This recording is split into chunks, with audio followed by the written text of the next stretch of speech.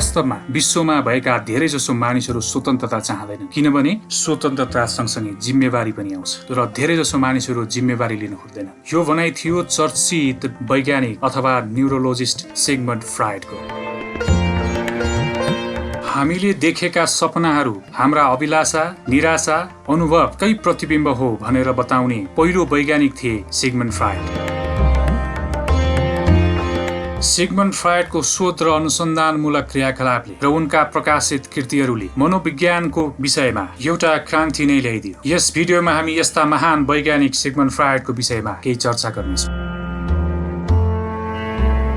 6 मे 1856 को दिन मोरवियामा एउटा व्यापारिक परिवारमा सिगमन्ड फ्राइडको जन्म भयो। मूलतः यहुदी परिवारमा जन्म भएको सिगमन्ड फ्राइड भने पछि नास्तिक बनेर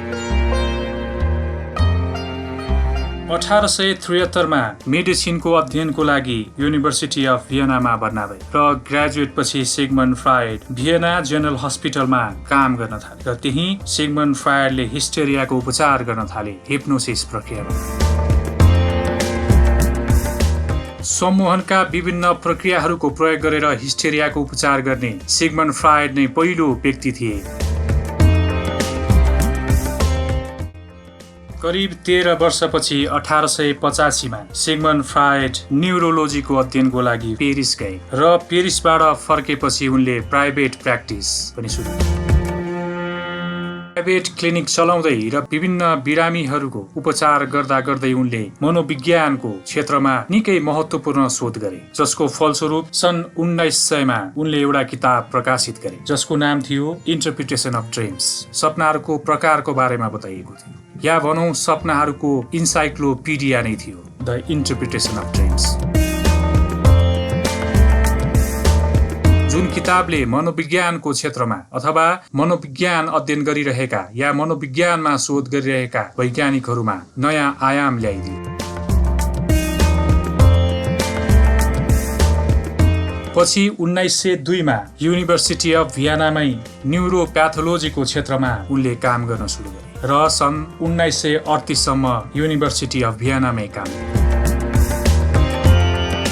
द इन्टरप्रिटेसन अफ ड्रिम्सले विभिन्न वैज्ञानिकहरू, साहित्यकारहरू, दार्शनिकहरू र विभिन्न धर्मावलम्बीहरूमा ठूलो विवाद ल्याइदियो, कारण सिगमन्ड फ्राइडले प्रस्तुत गरेका विषयहरू कतिपय अवस्थामा धार्मिक मत भन्दा बिल्कुलै फरक मत थियो। यसरी विभिन्न क्षेत्रका व्यक्तिहरूको विरोध भए तापनि सन् 1910 मा सिगमन्ड फ्राइडले इन्टरनेसनल साइकोएनालाइटिक एसोसिएसन स्थापना गरे। मेडिकल लगायत विविध क्षेत्रहरूले सिगमन्ड फ्राइडको विरोध गरिरहँदा भने शोधकर्ताहरूको बाक्लो जनसङ्ख्याले सिगमन्ड फ्राइडलाई घेर्न थालिसकेको थियो। सिगमन्ड फ्राइडबाट मनको विश्लेषण र सिगमन्ड फ्राइडका सिद्धान्तहरू सुन्ने जनसङ्ख्या धेरै भइसकेको थियो, किनभने आफ्ना विविध सिद्धान्तहरूमा सिगमन्ड फ्राइडले मनको व्यवहारगत पक्षलाई समावेश गरेका थिए। मानिसहरू सोचेभन्दा बढी नैतिकवान हुन्छन् र उनीहरू यति अनैतिक हुन्छन् कि कल्पना समेत गर्न सकिन्न। यो भनाइ पनि सिगमन्ड फ्राइडकै थियो। सिगमन्ड फ्राइडले आफ्नो किताबमा पेश गरेका मानिसहरूका यौन, चाहना, सपना, व्यक्तित्व, सिकाइ, उत्प्रेरणा जस्ता विविध क्षेत्रहरूमा एउटा फरक मत पेश गरेको थियो, जुन त्यति बेलाका धेरै व्यक्तिहरूले मन पराएन र सिगमन्ड फ्राइडको यही किताबको कारणले त्यस बेलाको शासन व्यवस्था नराम्रोसँग रिसाएको थियो। त्यति बेलाका मानिसहरूले सिगमन्ड फ्राइडको यो विचारको कारणले सिगमन्ड फ्राइडलाई अनैतिक तथा अधर्मी भनेर संज्ञा दिएका थिए। प्रथम विश्वयुद्धको समाप्तिपछि सिगमन्ड फ्राइडले आफ्नो प्राइभेट क्लिनिकमा कमै मात्र समय बिताउन थाले। उनले आफ्नो समयहरू आफूले प्रतिपादन गरेका सिद्धान्तहरूलाई समाजका विविध क्षेत्रहरू जस्तै कला, साहित्य, इतिहासका विषयहरूमा परीक्षण गर्न थाले।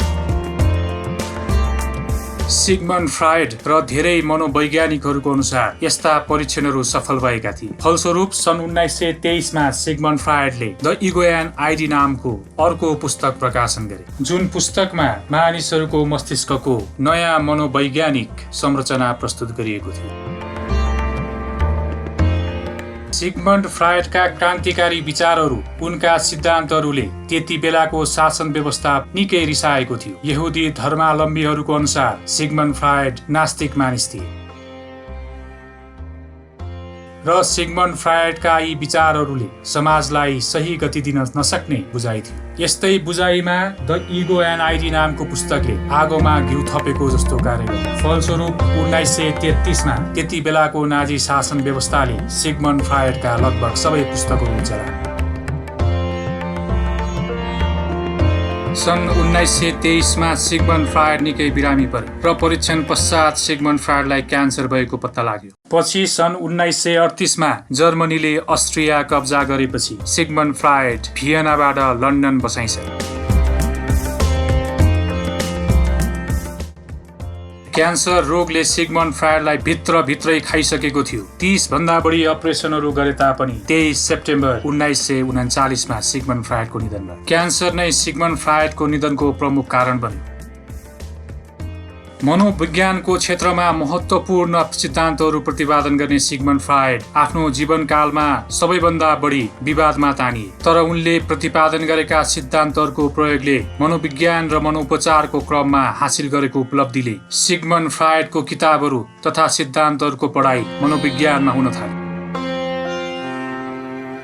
सिगमन्ड फ्रायडका विभिन्न सिद्धान्तहरूले मनको विश्लेषण गर्ने भएकोले सिगमन्ड फ्रायडलाई फादर अफ साइकोएनालाइसिस अथवा मनोविश्लेषणका पिता भनेर भनिन्छ। सिगमन्ड फ्रायडले आफ्नो सिद्धान्तमा पेश गरेका मनका विभिन्न तहहरू जस्तै चेतन मन, अवचेतन मन र अचेतन मनका विभिन्न पक्षहरूले मानिसहरूको मन तथा मस्तिष्कलाई बुझ्ने सही तरिका प्रदान गरे। फलस्वरूप सिगमन्ड फ्रायडका विविध सिद्धान्तहरूलाई मनोचिकित्सा र मनोपरामर्शमा प्रयोग गर्न थालियो र यिनै प्रयोगले गर्दा मनोविज्ञानको क्षेत्रमा अभूतपूर्व उपलब्धिहरू हासिल भए।